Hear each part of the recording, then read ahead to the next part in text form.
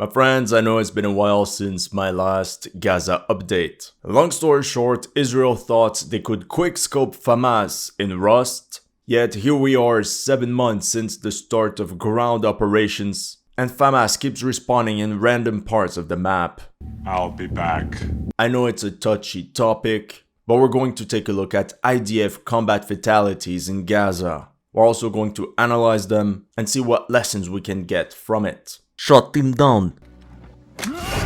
Rest assured, today's video will be based on hard, factual data. So let's jump right in. We're going to start with the monthly casualty rate for the Israel Defense Force, or IDF. In the last 5 days of October, Israel lost 15 soldiers KIA. Throughout November, another 59 names were added. Considering there was a ceasefire in the last week of that month, December was the bloodiest month of the Israeli offensive, with 103 fatalities. We can explain this because this is when Israeli forces fought in North Gaza, but also at the same time expanded their offensive towards Khan Yunis, located in South Gaza. In other words, we could say they took a double load in their face. By the end of December, the first brigades of reservists were released and returned home. To many, this indicated that victory was near. Yet, by early January, the IDF started this awkward early pullout of its forces from North Gaza. Like, are you guys winning or what's going on? Meanwhile, it was reported that Hamas capabilities in Khan Yunis had been seriously degraded.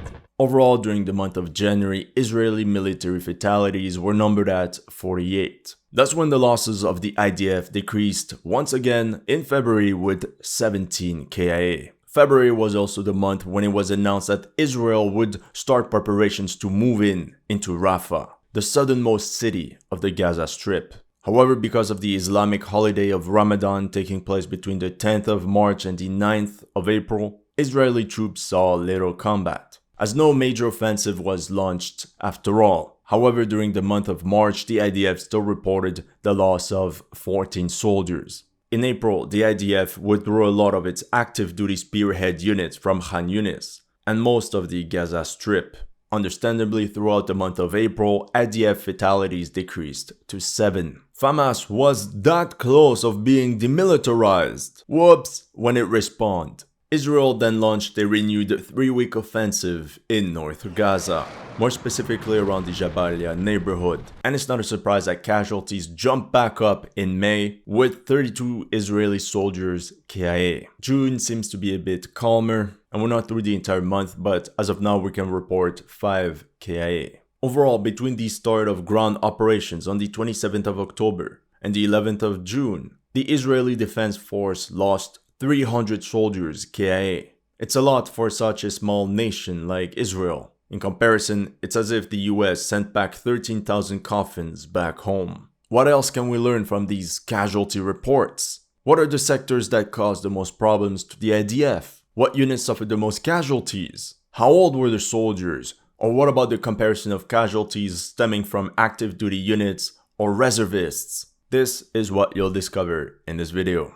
The Israel-Palestine conflict is one of the most controversial events covered in recent history. Information is being released faster than it can be verified, and dramatized headlines are creating a deeper divide in an already polarized world. And that's why I've been using this app and website, Background News, for my research. Because they have a complete coverage of the Israeli-Palestinian conflict from many different perspectives. Ground News is a website and app that gathers related articles from more than 50,000 sources around the world, all in one place, so you can compare how different outlets cover the same story. Every story comes with a clear breakdown of the political bias, ownership, and headlines of the sources reporting, all backed by ratings from 3 independent news monitoring organizations. This story about the resignation of Benny Gantz from Israel's war cabinet recently caught my attention. Ground News shows you that more than 240 articles were published on this, and they even show the breakdown of coverage according to political affiliation. 31% lean left while 23% lean right. I can quickly see how reliable these outlets are. 75% of them are rated highly factual. You can even compare headlines to see how this bias can affect framing. For example, many of the right-leaning headlines emphasize that the resignation happened over disagreements with Netanyahu,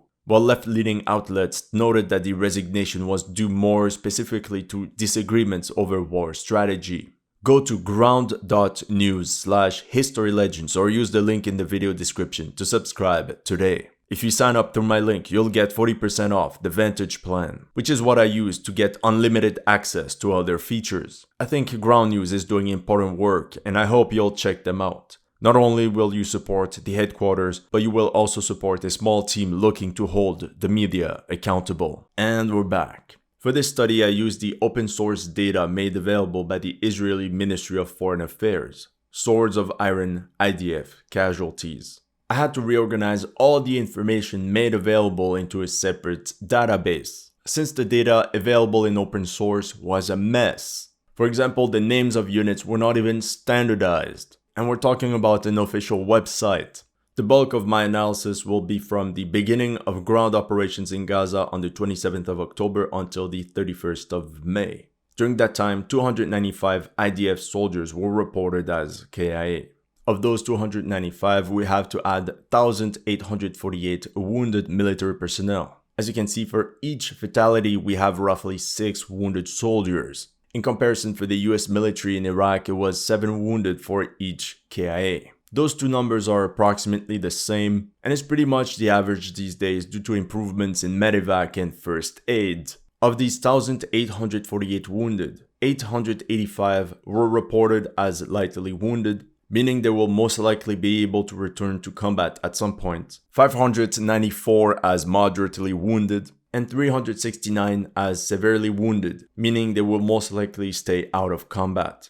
This means that as of May 31st, the cost of Operation Swords of Iron was 2,143 casualties, of which 664 were irrecoverable losses, or 31%. Now here's an interesting comparison. At the end of December, Hamas reported to have inflicted 1,600 fatalities on the IDF, when in reality at the time we were looking at 177 KIA, 9 times less. Now if we take into account total casualties with a rate of 6 wounded for every fatality, by the end of December we could have been looking at 1,239 casualties for the Israel Defense Forces. So if we play with the numbers and change the Hamas claim of 1,600 fatalities for casualties, it's much closer and only overestimated by 30%, which statistically is huge but much better than 9 times more. Now of those 295 Israeli soldiers, 44 lost their lives in accidents or friendly fire incidents. That's about 15% of the total. Meanwhile, for US armed forces in Iraq between 2003 and 2010,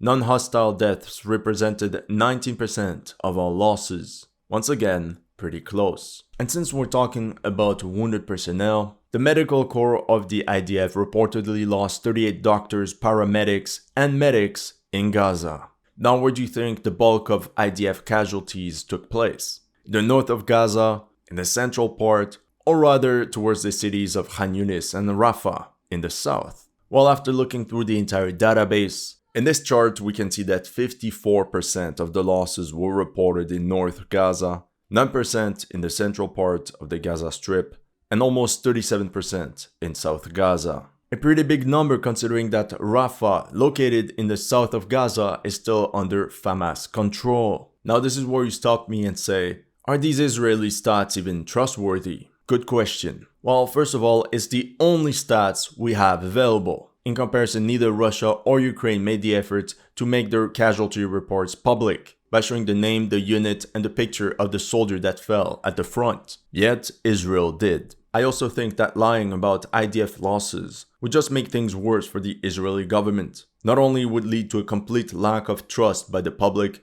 but it would also be very easy to find out. Lastly, historically speaking, as we can see in the series Valley of Tears, Israelis have always had a very special connection to naming their combat fatalities. Another criticism was that these official casualty reports were incomplete, since strangely all the fatalities listed were either officers or NCOs, non-commissioned officers. What about regular soldiers, right? Very good point. I did some digging, and apparently in the IDF, enlisted ranks are earned by means of time in service rather than by a particular rank.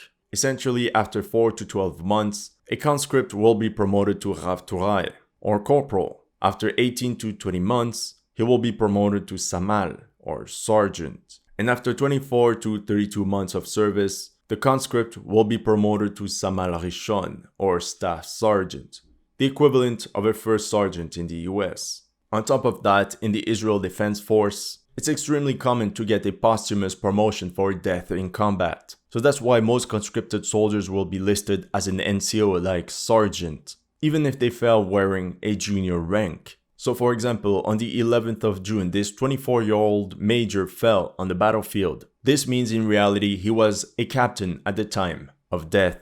With that being clarified, in this chart you can see the age distribution of these IDF fatalities. We can see a clear peak at age 20 with 50 soldiers down. And overall we can see that 18 to 22-year-olds represented roughly 50% of total losses. Can you imagine that? It's almost half. Now compare that to the average age of casualties on the Eastern Front in Ukraine. This clearly means the bulk of the fighting in Gaza was done by Israeli conscripts that were in the middle of their mandatory service.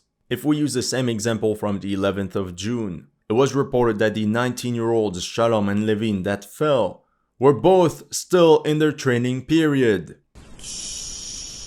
As you probably heard, all Jewish Israelis, male or female, have to do their mandatory military service the moment they finish high school and turn 18. Men serve longer than women. So in the end, an Israeli male will stay in the military between 32 and 36 months. Roughly 3 years. Essentially from the age of 18, 19 up until 21, 22. Now we all remember the headlines mocking the lack of training of the Russian army, Putin's conscripts, but magic, not a single one about the IDF. Only the left-wing Israeli newspaper Haaretz reported the new Israeli army conscripts sent to Gaza's Jabalia with minimal training. Now we can also see that a good number of the soldiers that fell were between the age of 23 and 25. More specifically, 17.5% were within that age bracket. Those are soldiers that stayed in the military after their 3-year compulsory service. As per IDF policy, almost everyone becomes an NCO at the end of their military service, with the opportunity to attend officer candidate school. Thing is, after having spent 3 years of your life in the military, having been paid roughly $500 per month, most people prefer to venture out from the armed forces. This means Israel faces a certain lack of qualified unit commanders. For that reason, the IDF called back a number of reservists to take command of squads, platoons, and companies. For example, 51-year-old Reserve Warrant Officer Sebastian Hayon returned to service as commander for the 401st Brigade. Or this story about 31-year-old Master Sergeant Dar Cohen, who returned to the 401st Armored Brigade as a Merkava tank gunner. As a matter of fact, I was pretty surprised to see that out of all the soldiers that fell in Gaza, 70% served within active duty brigades and 30% as part of reserve units. Disclaimer, as we have just seen, a number of reservists were called back to serve in active duty brigades. If we look at the fallen soldiers with the mention reservists, we're looking at about 130 soldiers out of 300 IDF fatalities. This means roughly 43% of the troops that fell in Gaza were reservists. Now, as you can see, the big problematic for the IDF is that they're suffering from a lack of manpower. Here from the 11th of April, Haaretz reported, there is no security force to fill the vacuum created in Gaza. This means Israel has the capabilities to attack certain sectors, but they don't have the manpower to hold the ground they just conquered. Out of 70,000 Israeli males, only about 45,000 are drafted annually, and of those, 70% join combat units. On top of that, military service is not mandatory for the Haredi ultra-Orthodox population. And in the end, only 10% of them enlist voluntarily in the military. It's funny how the guys that constantly vote for the most extreme measures are not the guys doing the actual fighting. And this is turning into a massive crisis in the country. Small secular families have to go through the ultimate sacrifice, whereas large ultra-Orthodox families are not contributing equally to the war effort. Israel's Ministry of Defense is seemingly going to take care of that. Here from the 25th of March we read, IDF prepares for potential Haredi recruitment. Now you might ask, it's all good, but how many FAMAS casualties? Let's use the basis of 300 fatalities for the IDF and work our way up to try to estimate FAMAS fatalities. So the Israeli government claims that 15,000 FAMAS fighters have been eliminated. That would mean one Israeli soldier KIA for 50 FAMAS combatants. 1 for 50! I mean, that should be enough to invalidate this claim. And you know it's bad when even the BBC is questioning these numbers. If we use historical data, such as the 2014 incursion into Gaza, the ratio was 1 IDF fatality for about 10 Palestinian fighters. Using the same ratio, with 300 Israelis down, we should be looking at around 3,000 FAMAS guys as KIA. 5 times less than the official claims. Now if we use the example of the Battle of Fallujah in 2004, the US-led coalition forces inflicted 15 times more casualties on the enemy. If we assume that Israel benefited from a similar firepower advantage, using that same ratio, we could say FAMAS lost about 4,500 combatants. Once again, very far from 15,000. Now it's also true that Israel launched countless airstrikes, massive bombing of the city, and their combat engineers destroyed a huge number of tunnels and underground positions, which could have indeed increased the number of enemy casualties. But even then, can we really talk about a ratio of 1 to 50? In the end, I think the most realistic assessment is that FAMAS lost about 4,500 of its fighters as KIA. But you also have to remember that a lot of FAMAS combatants cannot get proper medical treatment if hit. So I believe that the great majority of wounded FAMAS troops are just left behind to be captured. So that's why I put FAMAS casualties in 2 categories. They're basically like Terminators. Either they're fighting or they're KIA or captured. According to the Jerusalem Post, 2,500 FAMAS combatants had been captured by February 1st. We can extrapolate this to 3,500 POWs by now. If we add this number to the fatalities, we get a total of 8,000 irrecoverable losses for FAMAS. I mean, it's still a lot considering that a number of their troops probably deserted. They might be fanatics, but they're not crazy. I showed you the monthly analysis, but now let's take a look at the weekly analysis of the Battle of Gaza to get a more in detail perspective. The bloodiest one for the IDF was week 51, from Monday, December 18th to Sunday, December 24th, 2023, with 33 soldiers KIA. The first week of the ground operations between the 27th of October and November 3rd also caused a high number of casualties, with 31 soldiers down. The third most lethal week for the IDF occurred on week 49, December 4th to December 10th. And just take a look at the concentration of losses during these 4 weeks of December. It must have been pretty brutal. It's also interesting to take a look at the peak in January on week 4 with 25 fatalities. Even then, on an even more granular level, 1/3 of all Israeli combat losses occurred on 10 days of extreme difficult fighting.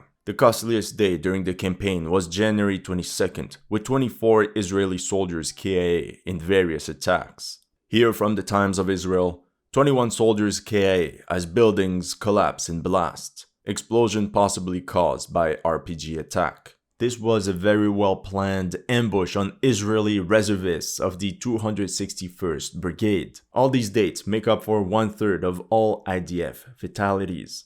This means some patrols got through unhindered, while other unlucky ones got wrecked and faced very high losses.